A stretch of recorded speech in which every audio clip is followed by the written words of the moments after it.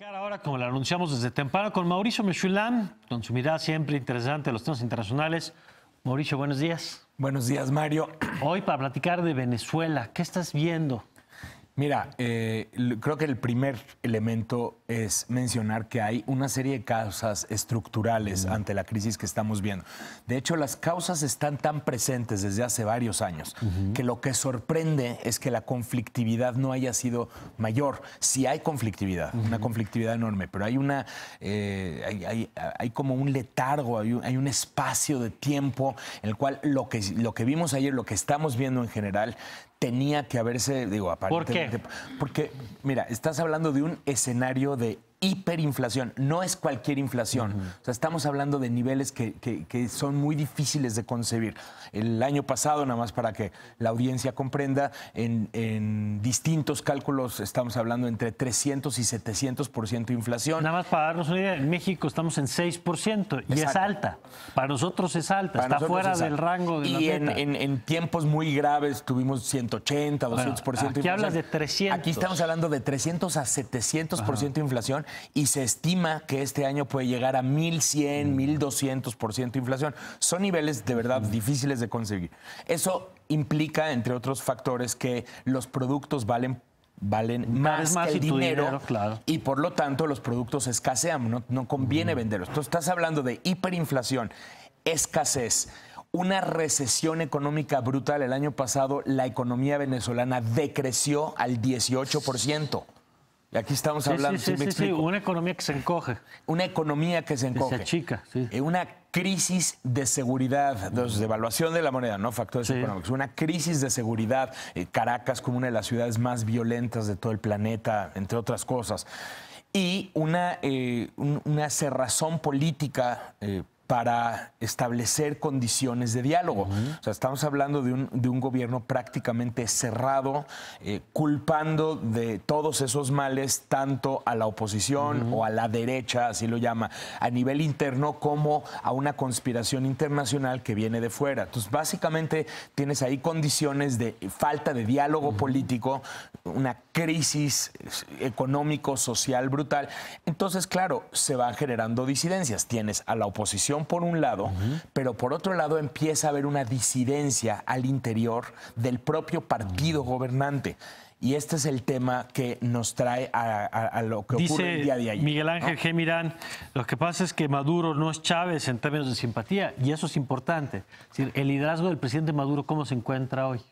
Es mucho más bajo que Chávez en su momento, pero también había otro tipo de condiciones. O sea, claro, la economía de Chávez creció y además tuvo momentos de incluso de reparto, distribución de los ingresos, y eso también debe ser valorado. Claro, ya después podemos meternos en si lo hizo de una forma ineficiente, lo cual generó la crisis que estamos viendo hoy. Pero sí la situación, o sea, estamos hablando de falta de posibilidad de conseguir incluso alimentos y productos básicos, lo que genera inestabilidad. O sea, entonces la cantidad de marchas y manifestaciones en Venezuela viene aumentando y claro, esto se incrementa a partir del anuncio de Maduro de que va a convocar a una asamblea constituyente, porque muchos interpretan que se va a hacer una constitución a modo para que Maduro permanezca en el poder. Entonces, lo que muchos veían como, bueno, el periodo de Maduro se va a agotar y en las elecciones va a perder, muchos piensan que ese tiempo no va a llegar. Y entonces se empieza a generar esta disidencia, repito, tienes a la oposición por un lado, protestando y saliendo en las calles, pero por otro lado tienes la disidencia interna. Esta disidencia interna, estás hablando de facciones que van desde el sector político, la más notable, la que hasta ayer era procuradora de justicia, Luisa Ortega, que empieza a manifestarse y empieza a adoptar medidas que van directamente en contra de Maduro, ¿no? Y empieza a aglutinar una cantidad de gente en torno a su figura. Tienes esa disidencia política, pero también empiezas a ver ya disidencia dentro del ejército.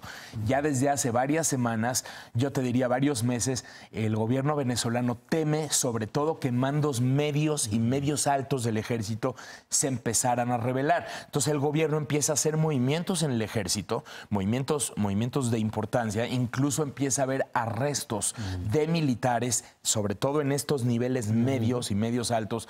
Desde hace varias semanas empieza a haber estos arrestos presupuestos, y de pronto tienes una situación como la de ayer, que más que un golpe de Estado, lo que podríamos decir es hay una insurrección por parte de ciertos grupos disidentes dentro de las fuerzas de seguridad. Al final, ¿qué termina ocurriendo? Bueno, termina ocurriendo que el ejército sí permanece al lado del presidente. ¿Por qué? Porque hay las facciones más importantes dentro del ejército siguen alineadas por ahora con el régimen, pero este escenario del golpe de Estado era algo ya previsto, es algo que es un escenario que no puede ser descartado. ¿Qué ves para el futuro inmediato de un régimen que ayer hizo una de las declaraciones que yo decía hace rato, cuando lo vi hasta pensé que estaba manipulado el audio, porque dice Nicolás Maduro textual que si crece la revuelta y dice lo que no podremos ganar con los votos lo vamos a ganar con las armas. Básicamente lo está diciendo porque considera que tiene el poder militar todavía al lado suyo. Aquí lo que hay que entender es esto, la situación, este contexto que yo refiero no va a mejorar, al revés, va a estar empeorando a lo largo de los próximos meses. No es que la escasez se va a resolver, sí, la escasez se va a poner peor y la crisis por alimentos y la conflictividad interna se va a poner peor. Entonces, ante ese escenario tienes dos alternativas. O estableces un diálogo político para una transición más ordenada, o básicamente tienes el ejército y tienes las armas, reprimir las manifestaciones. Además, han formado desde hace ya bastante tiempo, pero la tienen muy controlada, las milicias, que se conocen como los colectivos, que son como una especie de fuerzas paramilitares manejadas por el gobierno, que son como fuerzas de choque en contra de los manifestantes. Entonces esto desincentiva las manifestaciones o bien genera los lamentables muertes, heridos y situaciones que hemos estado viendo en los últimos meses. Pues vaya panorama el que tenemos hoy, Mauricio, porque como señalas, no se ve una ruta de salida, no hay mecanismos de mediación, mecanismos donde las elecciones puedan, por ejemplo, ser la válvula de escape. Exacto, los medios están prácticamente cerrados, o sea, las puertas para expresarte a través de medios de comunicación. ¿Y las instituciones tampoco funcionan? Las instituciones están prácticamente, bueno, tienes a la Asamblea General que sí tiene mayoría de oposición, pero tienes básicamente al Poder Ejecutivo y al Poder Judicial del lado del presidente. Entonces, aquí lo que ha ocurrido en el pasado es que, por ejemplo, el Poder Judicial decreta como ilegal a la Asamblea Nacional. Esto ya ha ocurrido en el pasado y entonces ves al Ejército, al Poder Ejecutivo y ves al Poder Judicial en un mismo bando en contra de una Asamblea Nacional que tiene mayoría opositora. Bueno, pues así las cosas en Venezuela. Gracias, Mauricio, como siempre. Muchísimas gracias, Mario, y pues seguimos, por supuesto, en contacto. ¿Cómo no? Con este tema. Vamos a ver qué pasa. Gracias, Mauricio Meshulam.